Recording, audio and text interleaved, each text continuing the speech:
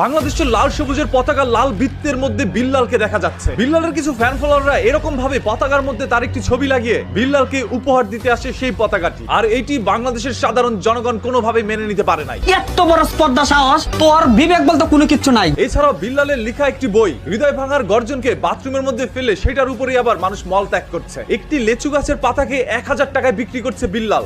আজ থেকে গাছের এই যে লিচু গাছের পাতা 1000 টাকা করে আমি 100 টাকায় কিনতে চাই। ও মাই গড! বিক্রি করছে তার পরনে থাকা স্যান্ডেল, এটা সর্বোচ্চ দাম হবো বিক্রি করে দিব, মানে নিলামে তুলবো। বিক্রি করছে তার ব্যবহৃত শার্ট। এই যে শার্টটা বিক্রি করে দিব। অনেকেরই দাবি এইভাবে তার কাপড় চোপড় সবকিছু বিক্রি করে তিনি জামা কাপড়হীন অবস্থায় অন্য কোনো সাইডে কাজ করতে যাচ্ছে, সেখানে কাপড় চোপড়ের দরকার নাই, যত খুলবে তত ইনকাম হবে। 3 মাসে ইনকাম করছে 44 লাখ, এটা সবাই জানে। থটস অফ বিল্লালকে নিয়ে জুয়েল ভাই একের পর এক মন্তব্য করে যাচ্ছে। তার দাবি বিল্লালের স্মৃতিশক্তি হারিয়ে ফেলেছে। ও উল্টাপাল্টা কিছু খায়, ওর কাছে কেউ নিরাপদ না। কয়েকদিন আগে ওর বউকে পিটাইছে না। আমি ওকে সবসময় বলি যে বিল্লাল তুমি ওগুলা